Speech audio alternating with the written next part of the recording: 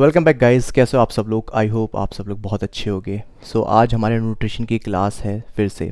ठीक है, जैसे आप सभी को पता है ACPT और इस न्यूट्रिशन दोनों मैं आपको करा रहा हूँ। ठीक है, हमारे न्यूट्रिशन के अंदर चैप्टर चल रहा था बेसिक न्यूट्रिशन एंड डाइजेशन।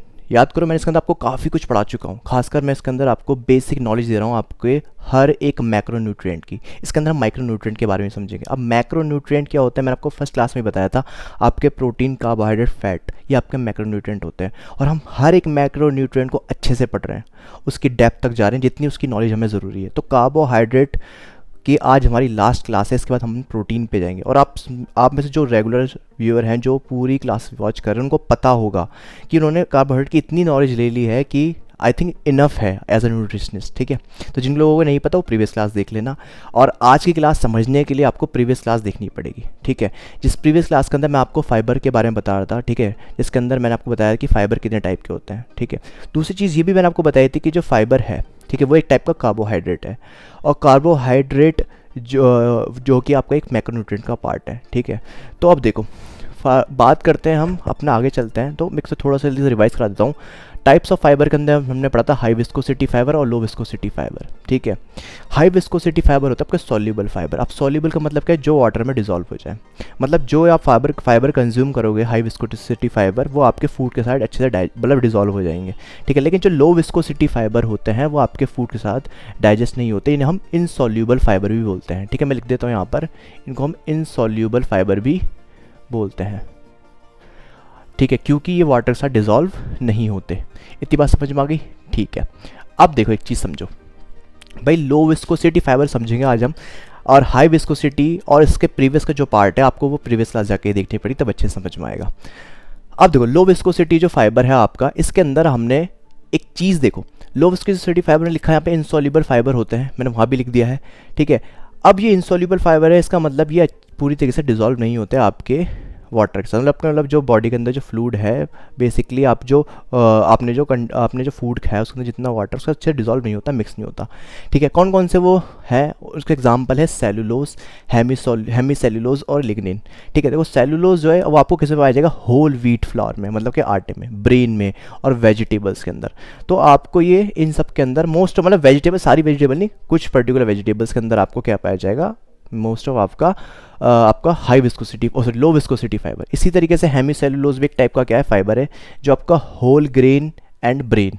ठीक है, ये दोनों फाइबर ही हैं। ठीक है, किसके पार्ट है ये, लो विस्कोसिटी फाइबर के। तो होल ग्रेन्स के अंदर और ब्रेन के अंदर भी आपको क्या पाया जाएगा, हेमी सेलुलोज। इसी तरीके से लिग्निन है। लिग्निन बेसिकली मैच्योर वेजिटेबल्स, मतलब कि जो वेजिटेबल अच्छे से पक जाती है, ठीक है, वीट के अंदर, और fruit with edible seed like strawberry and आपका कीवी। अब देखो, एडिबल का मतलब पहले समझ लेते हैं। एडिबल का मतलब क्या था, मैंने आपको बताया था, एडिबल वो चीज़ होती है, वो प्लांट कह सकते हो, वो आप बेसिकली हम, एडिबल एक वर्ड है जिसको हम, मतलब ऐसी कोई भी चीज़ जिसको हम कंज्यूम कर सकते हैं, जिसको हमारी बॉडी डाइजेस्ट कर सकती है। तो एडिबल सीड का मतलब क्या है, ऐसे सीड वाले फ्रूट मतलब ऐसे फ्रूट जिनके जो सीड है वो खा सकते हैं, एडिबल होते हैं, मतलब खाने लायक होता है। उनके अंदर भी आपको क्या पाया जाता है, लिग्निन पाया जाता है। तो लिग्निन क्या है, एक टाइप का फाइबर है। तो स्ट्रॉबेरी एक इसका अच्छा एग्जांपल है, और कीवी। इतनी बात समझ में आ गई। चलो अब देखो, एक चीज़ आपको बताता हूँ। अब ये जो फाइबर है, ठीक है, हम फाइबर पढ़ रहे हैं, हमने कई बार ये देखा है कि भाई फाइबर हमें इतना इंपॉर्टेंट रोल क्यों प्ले करता है। पहली चीज़ ये, आप देखो, एक चीज़ समझना, आपका जो डाइजेशन है, ठीक है, वो आपका जो डिपेंड करता है, एक तो आपके कह सकते हैं एंजाइम्स पे डिपेंड करता है, दूसरा आपके फाइबर पे बहुत बड़ा रोल प्ले करता है। क्योंकि देखो, आप जो फूड खाते हो, समझना, आपने जो फूड खाया, उस फूड का आपकी बॉडी से, मतलब आपके माउथ से, आपके एनस से, मतलब आपकी बॉडी से बाहर निकलने तक का जो पूरा प्रोसेस होता है ना, उस पूरी मूवमेंट को बोलते हैं बॉल मूवमेंट। तो वो जो बॉल मूवमेंट होती है ना, उसको बेटर करने में आपका फाइबर का बहुत बड़ा रोल होता है। दूसरा, कॉन्स्टिपेशन की दिक्कत, कब्ज़ की दिक्कत। तो किसी इंसान को कब्ज़ की दिक्कत है तो इसका मेन रीज़न उसकी डाइट के अंदर फाइबर की कमी है। कितनी फाइबर लेना चाहिए आपको भी बताऊंगा, बट फाइबर की कमी है। ठीक है, और जब आपकी फाइबर इंटेक भी अच्छी होगी, मतलब जब आपको कॉन्स्टिपेशन की दिक्कत भी नहीं होगी, और आपको आप कह सकते हो क्या कहते हैं, आपको कॉन्स्टिपेशन की दिक्कत भी नहीं होगी, और आपका जो डाइजेशन है वो भी, आपकी जो बॉल मूवमेंट है वो भी अगर अच्छे से होगी, तो इससे आपको एक लेग्जैक्टिव इफेक्ट मिलेगा। ठीक है, मतलब कि एक इफेक्ट मिलेगा जिससे आपको बेटर फील करोगे। ठीक है, दूसरी चीज़ इस तरीके से, अगर एक चीज़ देखो, तो जो फाइबर है ना, तो हमने समझ चुके हैं जो फाइबर है वो बहुत बड़ा रोल प्ले करता है एक हमारे डाइजेशन को हेल्दी रखने में, मतलब कि अच्छा रखने में। तो यार देखो इतनी सी बात है, बस सिंपल सी। जो फाइबर है उसके अंदर मैंने आपको हाई विस्कोसिटी और लो विस्कोसिटी फाइबर के बारे में पढ़ाया था। हाई विस्कोसिटी मैंने प्रीवियस क्लास के अंदर पढ़ाया था, इसके अंदर मैंने बताया था हाई विस्कोसिटी फाइबर आपके सॉल्यूबल फाइबर होते हैं, और लो विस्कोसिटी आज मैंने पढ़ा दिया जो कि आपके इनसॉल्यूबल फाइबर होते हैं। क्यों ज़रूरी होते हैं? क्योंकि ये आपकी डाइजेस्टिव हेल्थ को अच्छा रखते हैं, आपको लैक्सेटिव इफेक्ट प्रोवाइड कराते हैं, ठीक है, जिसकी वजह से आप अच्छा फील करते हो। दूसरी चीज़, आपका जो कॉन्स्टिपेशन है और आपकी जो बॉल मूवमेंट है उसको बेटर रखने में हेल्प करते हैं। इतनी बात समझ में आ गई? अच्छा, देखा जाए तो हमें फाइबर्स की नीड कितनी होती है, ठीक है। तो देखो, अगर आप देखो तो अगर एग्जाम्पल के तौर पे अगर आप मान लो दिन की मतलब पर 1000 कैलोरी पे आपको कम से कम 14 ग्राम आपके क्या होना चाहिए फाइबर। एग्जाम्पल के तौर पे अगर मैं दिन की मेरी जो कैलोरी इनटेक है मैं 2000 है, इसका मतलब मुझे 28 ग्राम्स ऑफ फाइबर चाहिए डेली के, ठीक है। कितना? पर 1000 कैलोरी पे 14 ग्राम। तो कोई बंदा अगर क्या कहते हैं 2000 कैलोरी पे, इसका मतलब उसको कम से कम 28 ग्राम्स फाइबर चाहिए। और अगर अगर और इसको अच्छे से डिफाइन करें तो आप ऐसा कह सकते हो एक एडल्ट के अंदर, अब एडल्ट क्या कह सकते हो आप, सिंपल सा आप ऐसे कह सकते हो कि 18 साल से ऊपर, ठीक है, 30 साल 35 साल के बीच में, तो एडल्ट को कम से कम 25 से लेकर 30 ग्राम तक आपको फाइबर्स लेने चाहिए, ठीक है। फीमेल्स की रिक्वायरमेंट मेल्स के अकॉर्डिंग थोड़ी सी ज़्यादा होती है। इतनी बात समझ में आ गई? चलो ठीक है, अब मैं आपको एक चीज़ समझाता हूँ। तो कोई याद करो, मैं आपको एक बात कई बार बोलते जा रहा हूँ, जो फाइबर है या कह सकते हो फाइबर भी क्या एक तरह का आपका कार्बोहाइड्रेट है, ठीक है। तो जो कोई भी कार्बोहाइड्रेट होगा, समझना, कोई भी कार्बोहाइड्रेट होगा तो वो क्या करेगा? तो वो कार्बोहाइड्रेट आपको एनर्जी देगा। क्या देगा? एनर्जी। उससे आपको क्या मिलेगी? एनर्जी, ठीक है। कब मिलेगी? जब कार्बोहाइड्रेट है वो एक क्या है? कॉम्प्लेक्स कंपाउंड है। याद करो मैंने कोई चीज़ बताई थी, कार्बोहाइड्रेट का एक कॉम्प्लेक्स कंपाउंड है, वो टूटेगा सिंपल कंपाउंड, मतलब सिंपल मॉलिक्यूल के अंदर। तो कार्बोहाइड्रेट लास्ट में किसमें टूटता है? शुगर के अंदर, शुगर मॉलिक्यूल के अंदर। तो जो आपको एनर्जी मिल रही है वो कहाँ से मिलती है? शुगर मॉलिक्यूल से। अब मान के चलो मेरी बॉडी के अंदर शुगर मॉलिक्यूल्स हो गए बहुत ज़्यादा, ठीक है। तो अब होगा क्या कि जो मेरी बॉडी है ना वो क्या करेगी, वो मेरे जो मेरा शुगर है, सॉरी, जो मेरे बॉडी के अंदर शुगर मॉलिक्यूल, मतलब कार्बोहाइड्रेट ज़्यादा होगा तो कार्बोहाइड्रेट किसमें चेंज कर टूटेगा? शुगर के अंदर। जो मेरी बॉडी के अंदर शुगर ज़्यादा हो जाएगी तो मेरी बॉडी क्या करेगी? तो मेरी बॉडी शुगर को ना क्या करेगी? स्टोर करेगी। क्या करेगी? स्टोर करेगी। कहाँ पे स्टोर करेगी? मसल के अंदर, ठीक है, और कहाँ पर? लीवर के अंदर, ठीक है, मसल के अंदर और लीवर के अंदर। अब मसल और लीवर के अंदर स्टोर करेगी, और किस फॉर्म में स्टोर करेगी? As a form of glycogen. कई बार बता चुका हूँ, ग्लाइकोजन।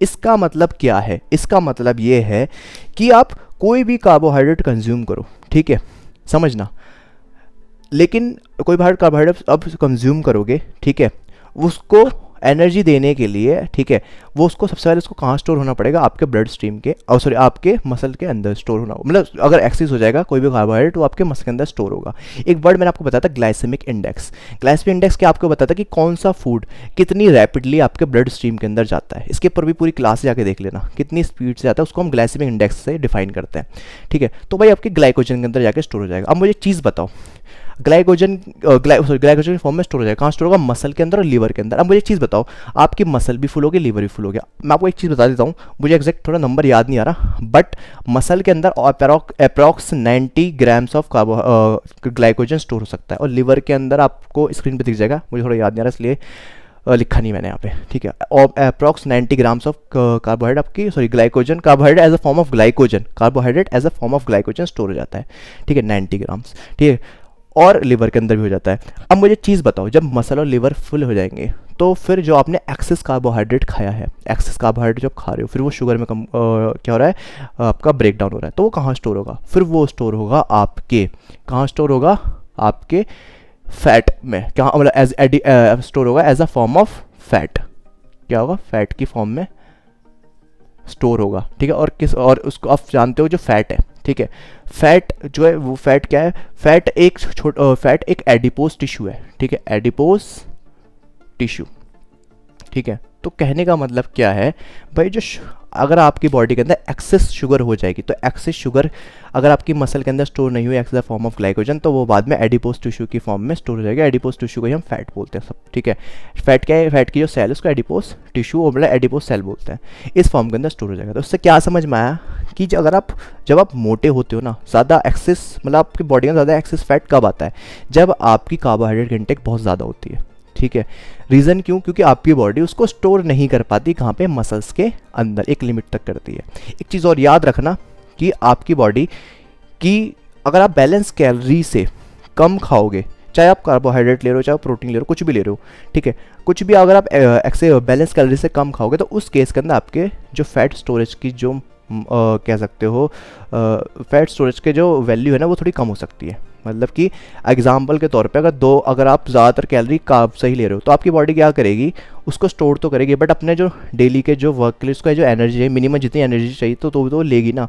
तो याद रखो कार्बोहाइड्रेट बुरा नहीं है, ठीक है, कार्बोहाइड्रेट ज़रूरी है, भले ही एक्सेस कार्बोहाइड्रेट से आपकी बॉडी एडिपोज टिश्यू में स्टोर कर रही है किसको, कार्बोहाइड्रेट को, बट वो आपका प्राइमरी सोर्स ऑफ एनर्जी भी है, ये बात याद रखना, ठीक है। तो कार्बोहाइड्रेट क्या है? आपका प्राइमरी सोर्स ऑफ एनर्जी। इतनी बात समझ में आ गई? चलो ठीक है, अब सुन लो लास्ट बात। तो कार्बोहाइड्रेट जो है ना वो आपके मसल में स्टोर होता है, ठीक है। अब जब आप वेट ट्रेनिंग करते हो, एक्सरसाइज करते हो, तो आपकी जो ग्लाइकोजन कैपेसिटी है ना वो बढ़ जाती है ऑलमोस्ट, ये समझ लो 5 टाइम। कितनी बढ़ जाती है? 5 टाइम। मतलब अगर आप 90 मान लो 95 टाइम तक बढ़ सकती है, मतलब एक लिमिट दे दी 5 टाइम तक, ठीक है। तो लगभग आप देख के चलो आपकी मसल के अंदर जो स्टोर करने की कैपेसिटी किसको, ग्लाइकोजन की, वो बढ़ जाएगी, क्योंकि जो ग्लाइकोजन है जो वो आपका वाटर होल्ड भी करता है, ठीक है। क्या करता है? Water hold. तो आपने देखा होगा जब हम ज़्यादा एक्सेस कार्बोहाइड्रेट खाते हैं तो हम बल्कि फील करते हैं, मतलब साइज़ हैवी दिखाई देता है, ठीक है ना। तो वैसा क्यों होता है? क्योंकि वाटर होल्ड होने की वजह से। इतनी बात समझ में आ गई? और वो वाटर से कुछ टाइम के लिए होता है, जब आप थोड़ा कार्ब डिप्लीट करने लगोगे तो आपका वाटर निकलने लगेगा। तो सिंपल मैं आपको एक रिकमेंड यही करूँगा कि अगर आप एक फैट लॉस डाइट पर जा रहे हो, एक जस्ट आपको एक टिप दे रहा हूँ, तो आपने क्या ध्यान देना है कि आपने अपने जो कार्ब्स है ना उनको अपने पर पाउंड बॉडी वेट का ऑलमोस्ट बराबर लेना, ठीक है। इतना ठीक है, इससे कम तो बिल्कुल भी मत लेना, इससे थोड़ा ज़्यादा ले सकते हो चलेगा, बट इससे कम बिल्कुल भी मत लेना। एग्जाम्पल के तौर पे अगर कोई बंदे का वेट 160 पाउंड्स है तो उसको फैट लॉस अगर करना है, मान लेते हैं, तो उसको मिनिमम 160 ग्राम्स ऑफ कार्ब्स लेने हैं। इससे अगर कम लोगे तो आप एक अनहेल्दी वे में जाओगे, क्योंकि आपने carbohydrate primary source of energy हमारी बॉडी का, समझो इस चीज़ को, तो कार्बोहाइड्रेट नेग्लेक्ट नहीं करना। इतनी बात समझ में आ गई? और एक चीज़ ये भी समझ में आ चुकी होगी कि आप जब आप वेट ट्रेनिंग करते हो, सुनो, जब आप वेट ट्रेनिंग करते हो ना तो आप की जो बॉडी जो एनर्जी जो यूज़ करती है, एनर्जी को यूज़ करती है, वो यूज़ करती है स्टोर्ड ग्लाइकोजन से। कहाँ से? स्टोर्ड ग्लाइकोजन से। इसका मतलब क्या है कि अगर आप बिफोर वर्कआउट, प्री वर्कआउट के अंदर कोई भी मील कंज्यूम करोगे, हैवी मील जिसके अंदर बहुत ज़्यादा कार्ब्स, जैसे बनाना शेक हो गया, कुछ हो गया, तो वो आपको कोई एक्स्ट्रा एडवांटेज नहीं देगा आपके वेट ट्रेनिंग सेक्शन में। हाँ, लेकिन वो जो आपने मील जो कंज्यूम करी है वो आपके नेक्स्ट डे 24 से 48 घंटे के अंदर आपके मसल के अंदर स्टोर हो जाएगी as a form of glycogen, फिर वो आपको क्या देगी? एनर्जी देगी। तो प्री वर्कआउट मील के अंदर आप कुछ भी खाओगे इससे आपको एक्स्ट्रा एडवांटेज नहीं मिलेगा। तो हमेशा याद रखना, वर्कआउट से 1.5-2 घंटे पहले ही कुछ ना कुछ मील लेना, उसके बाद मत लेना। अगर इसके बारे में और अच्छे से जानना है तो ये वाली वीडियो देख लेना, आंसर मिल जाएगा, ठीक है। तो गाइज़ ये थी आज की क्लास। अब हमारा कार्बोहाइड्रेट हो चुका है ख़त्म, ठीक है। नेक्स्ट क्लास में पढ़ाऊंगा प्रोटीन के बारे में, बिल्कुल डेप्थ लेके चलेंगे, जितनी हमें नॉलेज होनी चाहिए उतनी, ठीक है, as a nutritionist. I hope आपको समझ में आ रहा होगा मैं जो आपको समझा रहा हूँ, ठीक है। कुछ भी क्वेश्चन है कमेंट बॉक्स में पूछ लेना, और इंस्टाग्राम पे भी जाके देख सकते हो मेरे को, ठीक है। आई एम आसिफ खान 20 मेरा इंस्टाग्राम हैंडल है, ठीक है। चलो मिलते हैं नेक्स्ट क्लास के अंदर, टेक केयर, बाय बाय।